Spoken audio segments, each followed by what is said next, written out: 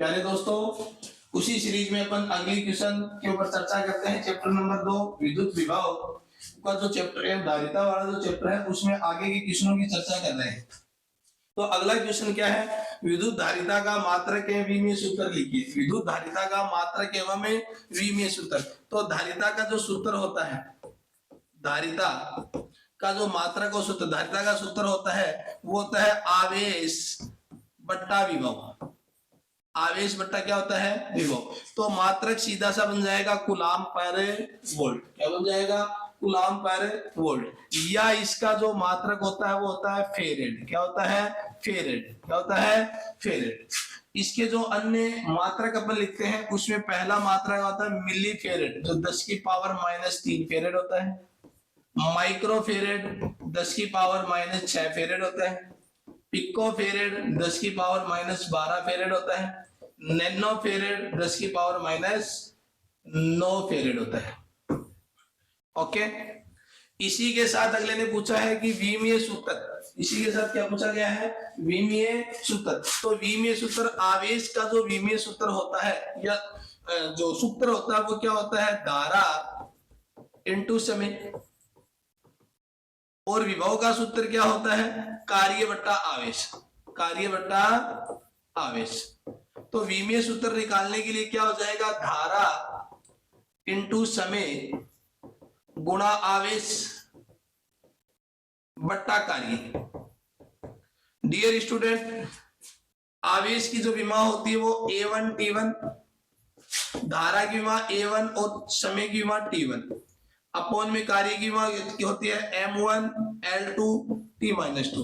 तो विमा हो जाएगी हमारे पास M-1 L-2, T ऊपर जाएगा तो 4 और A2। फेरेड जो हमारी धारिता की जो विमा होती है वो M-1 L-2 T4 और A2 हो जाती है। नेक्स्ट क्वेश्चन, समांतर प्लेट संधारित्र की धारिता का सूत्र। तो ये हो गया समांतर प्लेट संधारित्र प्लस, और ये हो गया माइनस। प्लेटों के बीच की दूरी कितनी होती है? डी। प्लेटों का क्षेत्रफल ए। चार्ज होता है प्लस क्यू और माइनस क्यू। तो सीधा सा है, यहाँ पर विद्युत क्षेत्र का जो मान होता है वो सिग्मा अपॉन एप्सिलॉन नॉट होता है। इस प्लेट और इस प्लेट के कारण बीच में विद्युत क्षेत्र होता है sigma upon 2 epsilon not, sigma upon 2 epsilon not.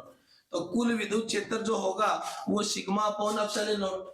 और सिग्मा होता है पृष्ठ आवेश घनत्व, मतलब क्यू अपॉन में ए। तो ई की वैल्यू हो गई क्यू अपॉन में A epsilon not. Okay, report है। V इक्वल टू क्या होता है? E इंटू में D। तो विभव कितना हो जाएगा? Q अपॉन में A एप्सिलॉन नॉट इंटू में D। अब धारिता की परिभाषा से फॉर्मूला निकालते हैं अपन Q अपॉन में V। तो V की वैल्यू पुट कर दो यहाँ पर, Q अपॉन में Q D अपॉन में A एप्सिलॉन नॉट। Q से Q cancel, C equal to हो जाएगा A एप्सिलॉन नॉट अपॉन में D। समांतर प्लेट संधारित्र की धारिता का सूत्र। अब इसमें धारिता की निर्भरता पूछे तो C समानुपाती होता है A। प्लेटों के क्षेत्रफल के तो क्या होगा? समानुपाती। एप्सिलॉन नॉट मतलब माध्यम के क्या होता है? समानुपाती। और व्युत्क्रमणपाती होता है D। प्लेटों के बीच की दूरी के क्या होता है? व्युत्क्रमणपाती। तो समांतर प्लेट संधारित्र की धारिता की निर्भरता भी इसी क्वेश्चन से अपन सोल्व कर सकते हैं। नेक्स्ट क्वेश्चन, किसी चालक के अंदर विद्युत क्षेत्र की तीव्रता कितनी होती है? डियर स्टूडेंट ध्यान दे, कोई भी चालक है उसको दिया गया आवेश उसके पृष्ठ पर आ जाता है। किस पर आ जाता है? पृष्ठ पर। चालक का आकार कैसा ही हो, हमने आज तक गोले के रूप में पढ़ा है, लेकिन यदि चालक दूसरी प्रकार का बेलनाकार है, आयताकार है, वो प्लेट के रूप में, तो उसमें भी वही रूल लागू होगा। दिया गया आवेश उसके पृष्ठ पर आ जाता है। क्योंकि इस सिचुएशन के अंदर आवेश शून्य होता है, तो चालक के अंदर आवेश शून्य होने के कारण विद्युत क्षेत्र की जो तीव्रता होती है वो क्या होती है? शून्य होती है। विद्युत क्षेत्र की तीव्रता कितनी होती है? शून्य होती है। नेक्स्ट क्वेश्चन, किसी एकल धनावेश Q ग्रेटर देन 0 के लिए विभव पृष्ठ बनाइए। एकल धनावेश के कारण, किसके कारण है? एकल धनावेश के कारण। डियर स्टूडेंट ध्यान दे, एकल धनावेश हो गया प्लस Q आवेश, इसके कारण समविभव पृष्ठ। क्या चीज? समविभव पृष्ठ। धनावेश के कारण बाहर की तरफ निकलती हुई होंगी, क्या होगी, सेकेंद्रीय वर्ताकार हो गया। और यदि ऋणावेशित है तो उसी के अंदर वही समविभव पृष्ठ सेम होगा अंदर की तरफ। क्या होगा, अंदर की तरफ। क्या होगा, अंदर की तरफ। तो एकल धनावेश के कारण, ध्यान रहे समविभव पृष्ठ तीन प्रकार से एनसीईआरटी बुक में दिया गया है। एकल धनावेश के कारण भी, एक समान विद्युत क्षेत्र के कारण भी, द्विध्रुव के कारण भी। इसके कारण, द्विध्रुव के कारण, बेलनाकार चालक, आवेशित चालक के कारण भी दिए गए। तो किसी एक का ऊपर पूछा जाना संभव है। अब ये बात एकल धनावेश वाला इंपॉर्टेंट लग रहा है, बट ध्यान रहे सारे स्टूडेंट इस चीज को ध्यान से पढ़े कि ये सारे डायग्राम अपने को अच्छे से लर्न करने हैं। नेक्स्ट क्वेश्चन, विभव प्रवणता से क्या तात्पर्य है, इसका मात्रक क्या है। विभव प्रवणता,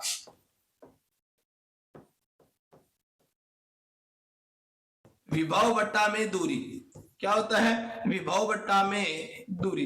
प्रति एकांक लंबाई पर, क्या चीज, प्रति एकांक लंबाई में विभव पतन की मात्रा को या विभव पतन को विभव प्रवणता कहते हैं। क्या कहते हैं, विभव प्रवणता कहते हैं। विभव प्रवणता को ज्यादातर x से रिप्रेजेंट करते हैं।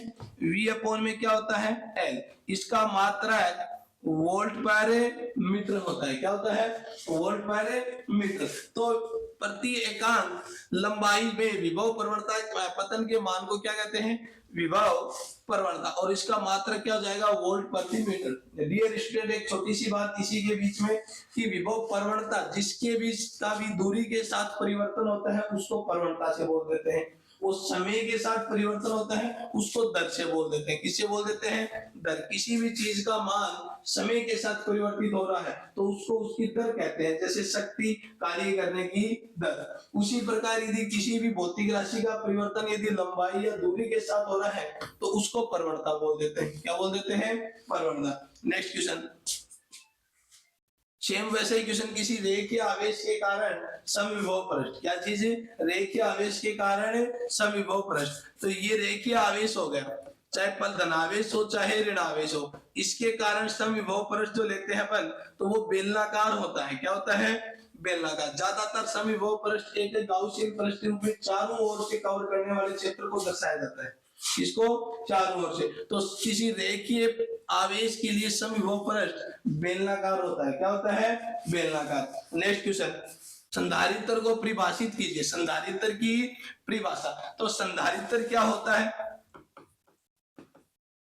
संधारित्र ऐसा उपकरण जो चालक के आकार, आकृति, क्षेत्रफल आदि में परिवर्तन किए बिना, आदि में परिवर्तन किए बिना, आदि में परिवर्तन किए बिना धारिता, चालक की धारिता, चालक की धारिता बढ़ा देता है। चालक की धारिता बढ़ा देता है तो उसे संधारित्र कहते हैं। क्या कहते हैं, संधारित्र। ऐसा उपकरण जो चालक के आकार, आकृति, आयतन, क्षेत्रफल आदि में परिवर्तन किए बिना धारिता को बढ़ा दे तो उसको क्या कहते हैं, संधारित्र। ध्यान रहे संधारित्र का सिद्धांत होता है वो क्या होता है, यह हमेशा चालक के विभव में कमी करता है। किसमें कमी करता है, विभव। क्योंकि धारिता का सूत्र होता है Q अपॉन में भी। तो संधारित्र हमेशा विभव में कमी करके धारिता को बढ़ाता है। किसमें कमी करके, विभव में कमी करके धारिता को बढ़ाता है। तो चालक का जो संधारित्र क्या होता है कि चालक की धारिता को बढ़ा दे लेकिन आकार, आकृति, क्षेत्रफल में परिवर्तन नहीं करता है। नेक्स्ट क्वेश्चन, पी विद्युत द्विध्रुव आघूर्ण के विद्युत द्विध्रुव के अक्ष पर द्विध्रुव के केंद्र से r दूरी पर विद्युत विभव का मान लिखिए। डियर स्टूडेंट ध्यान दे, ये है द्विध्रुव, -q आवेश है और यहाँ पर है +q आवेश। इसका मध्य बिंदु है O। इससे अक्षीय रेखा पर ये बिंदु ले लिया अपन ने P। इससे r दूरी पर, किस पर है, r दूरी पर विभव का मान पूछा है। तो हमने काफी बार चर्चा कर ली, विभव का जो सूत्र होता है वो होता है Kp cos theta upon r square. अक्षीय रेखा पर थीटा इक्वल टू 0 होता है तो v इक्वल टू हो जाएगा Kp अपॉन आर स्क्वायर, क्योंकि कोस जीरो की जो वैल्यू होती है वो होती है 1। तो अक्षीय रेखा पर विभव का मान कितना हो जाएगा, द्विध्रुव के अक्षीय रेखा पर किसी बिंदु पर विभव का मान Kp अपॉन में आर स्क्वायर हो जाएगा। यहाँ पर K कांस्टेंट है, P द्विध्रुव आघूर्ण। किसी बिंदु पर विद्युत क्षेत्र शून्य हो सकता है जबकि उस बिंदु पर विभव शून्य न हो। ध्यान रहे, ऐसा ही क्वेश्चन अपन ने पीछे पूछा था, जहां पर विभव शून्य हो सकता है लेकिन विद्युत क्षेत्र शून्य नहीं हो, तो उसका आंसर तो हमने द्विध्रुव की निरक्ष रेखा लिया था। क्या लिया था? द्विध्रुव की निरक्ष रेखा। लेकिन इसमें आंसर दूसरा है। क्या बोला है कि कोई भी चालक है उसको अपन ने यदि क्यू आवेश दे दिया तो वो आवेश उस चालक के पृष्ठ पर आ जाता है। किस पर आ जाता है?